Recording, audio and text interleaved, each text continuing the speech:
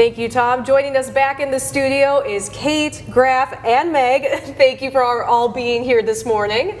And so we've been talking about the Dryland Dash, we've been talking about some of the interesting tools that you use, and we're going to talk about some more, and that's where you come in, Kate. We have a bunch of neat things to show us.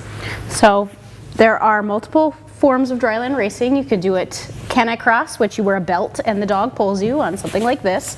It's a bungee leash.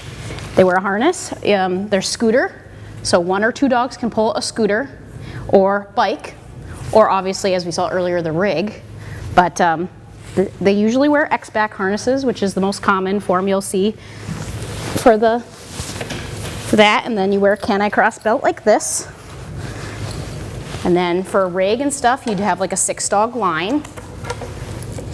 And then this is a 2-dog line. So hook 2 dogs to the orange, and then they have a neck line that tethers the 2 dogs together so you don't wrap around a tree.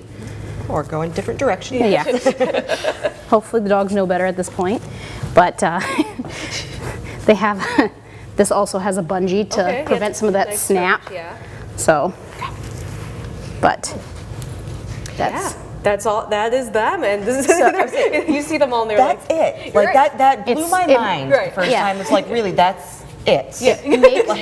It makes it for beginners and stuff. There's not a lot of cost to get into the sport. Mm-hmm. Could be your family dog. I've raced against beagles. I've raced against dachshund, and just the family rescue. I want to see that. Can we invite a dachshund this year? Okay, we're in. I know a guy.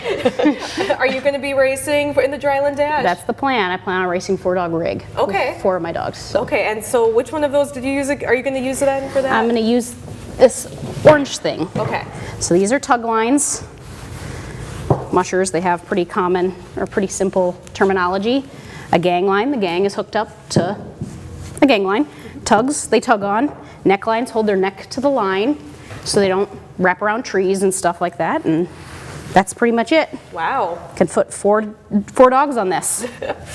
Who would have thought? And those necklines get chewed through in about 0.02 seconds if you're not paying attention by certain teams. As yes, a dog excited. handler, yes. it happens, and it's fun. Yes, and so Meg, you got all the details about the event for the Dryland Dash that's coming up in October. Can you give us those details? All right, so we got October 12th and 13th. The musher meeting starts Saturday morning at 8 a.m. with the coffee and donuts, and then we hit the ground running at 9.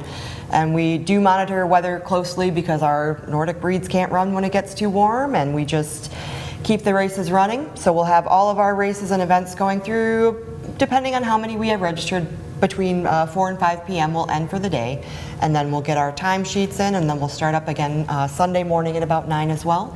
We are going to have the Island food truck on site for our food truck this year. I'm working on getting a coffee guy too, because that coffee was really good that I tried yesterday.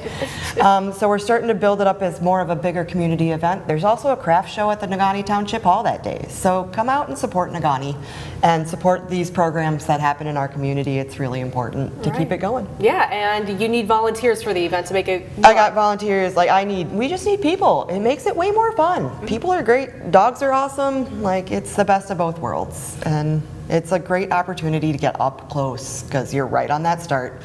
And it's a interesting experience. Excellent. Well, thank you both for being, or thank you all 3 of you for being here today. Graf's taken off. She's done. Too early. Reached the end of my contract. We're good. And we'll go over those details one more time on your screen. It is the 12th through the 13th at Negaunee Township Hall. And for more information, you can always go to up200.org. And stay with us. We have more My UP Mornings coming back after the break.